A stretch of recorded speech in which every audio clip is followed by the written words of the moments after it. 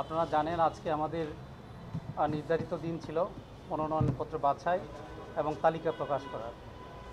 সেই মোতাবেক আমরা রিটার্নিং অফিসারের কার্যালয় আমরা সেই মনোনয়নপত্রগুলো বাছাই করেছি। আপনারা জানেন যে 51টি মনোনয়নপত্র জমা পড়েছিল 60টির মধ্যে থেকে, সেই 51টি আমরা বাছাই করেছি এবং বাছাই করে আমরা 48টি মনোনয়নপত্র বৈধ বলে পেয়েছি।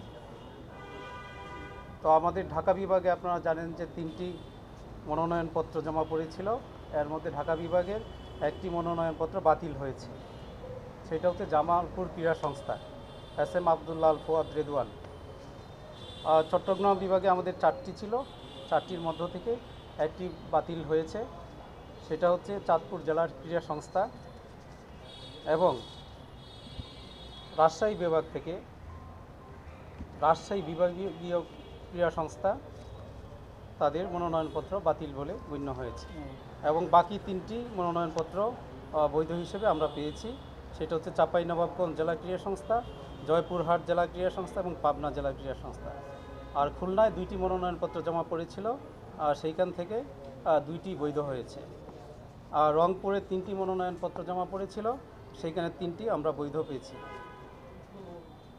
সিলেটে 1টি মনোনয়নপত্র জমা পড়েছিল, 1টি বৈধ হিসেবে গণ্য হয়েছে এবং বরিশালে 1টি মনোনয়নপত্র ভোলা জেলা ক্রীড়া সংস্থা সেইটা বৈধ বলে গণ্য হয়েছে। এটা হচ্ছে ক্যাটাগরি 1, ঠিক আছে। ক্যাটাগরি 2-এ হচ্ছে আমাদের ক্লাব বা ক্রীড়া সংস্থার যে আমাদের মনোনয়নপত্র জমা পড়েছিল। আপনারা জানেন আমাদের 30টি মনোনয়নপত্র জমা পড়েছিল, সবকটি বৈধ বলে গণ্য হয়েছে। একই সাথে ক্যাটাগরি 3-এ আমাদের 3টি মনোনয়নপত্র জমা পড়েছিল এবং 3টি বৈধ হয়েছে। এই হচ্ছে আমাদের আজকের দিনের কার্যক্রম।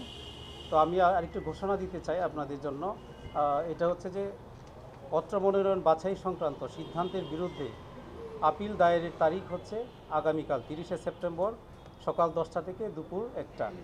আপিল শুনানি একই দিনে বেলা 2টা থেকে 5টা পর্যন্ত অনুষ্ঠিত হবে। মনোনয়নপত্র প্রত্যাহারের জন্য আগামী 1 অক্টোবর 2025 সকাল 10টা থেকে 12টায় রিটার্নিং অফিসারের কার্যালয়ে সশরীরে উপস্থিত হয়ে লিখিত আবেদন দাখিল করতে হবে। আর আমরা প্রার্থীদের চূড়ান্ত তালিকা প্রকাশ করব 1 অক্টোবর বেলা 2টায়।